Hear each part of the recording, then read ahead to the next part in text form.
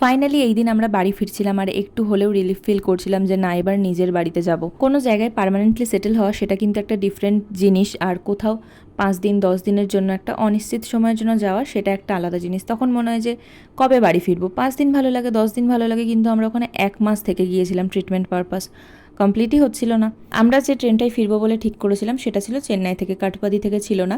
তাই আমরা প্রথমে চলে গিয়েছিলাম কাঠপাদি স্টেশনে, তারপর ওখান থেকে চলে গিয়েছিলাম চেন্নাইতে। কাঠপাদি স্টেশন থেকে আমরা লোকাল ট্রেনে করেই কিন্তু চেন্নাইতে গিয়েছিলাম। চেন্নাই থেকে হাওড়া অবধি আমাদের তো রিজার্ভেশন ছিল, কিন্তু তৎকালে যে হবে আমাদের টিকিটটা সেইটা নিয়ে আমরা খুব একটা কনফার্ম ছিলাম না, বাট লাকিলি হয়ে গিয়েছিল। আর চেন্নাইতে নামার পর কিন্তু এই অটোওয়ালা চক্করে আমরা খুবই জঘন্য মার্কা একটা রুমে উঠেছিলাম, কারণ আমরা চেন্নাইতে পৌঁছে যাই ওই 1:30-1:30 দিকে, আর আমাদের সন্ধ্যে 7টার সময় ট্রেন ছিল। তো মাঝখানে একটুখানি রেস্ট নেওয়ার জন্য একটা রুম আমাদের খুবই দরকার ছিল। রুমে ব্যাগট্যাগগুলো রাখার পর আমরা চলে এসেছিলাম মারিনা বিচে, কারণ বিচের কাছাকাছি ছিল আমাদের রুমটা। মেনলি আমারই কিন্তু একটু বেশি ইচ্ছা ছিল বিচে যাওয়ার, তবে মা বাবাও পরে বললো যে যতক্ষণ এত কাছ থেকে ঘুরেই যাচ্ছি তাহলে চলো ঘুরেই আসি এখান থেকে।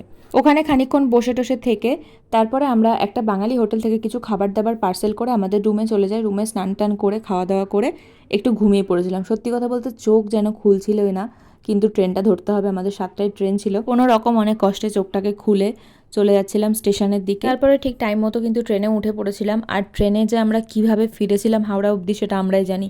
যেখানে 1 রাত আর 1 দিনের জার্নি হয়, মানে পরের দিন রাতের আগে আমরা হাওড়া পৌঁছে যাব, সেখানে আমরা 3 দিনে ফিরেছি বাড়ি। এই ট্রেনটার আগের ট্রেনটা সেদিনকে অ্যাক্সিডেন্ট হয়েছিল, তো সেই কারণে এই ট্রেনটাকে পুরো রুটটা চেঞ্জ করে অন্য রুট দিয়ে নিয়ে যাওয়া হচ্ছিল। ট্রেনের ভেতরে ওই 2.5-3 দিন আমাদের যে কি কষ্ট হয়েছে খাওয়া দাওয়ার জন্য সেটা আমরাই জানি। তখন যেন লিটারালি আমরা সার্ভাইভ করার জন্য খাবার খুঁজছিলাম। ট্রেনের প্যান্ট্রি কার্ট পুরো খালি হয়ে গিয়েছিল, যেহেতু রুট চেঞ্জ হয়ে গেছিলো তারা খাবার দাবার রিফিলও করতে পারেনি।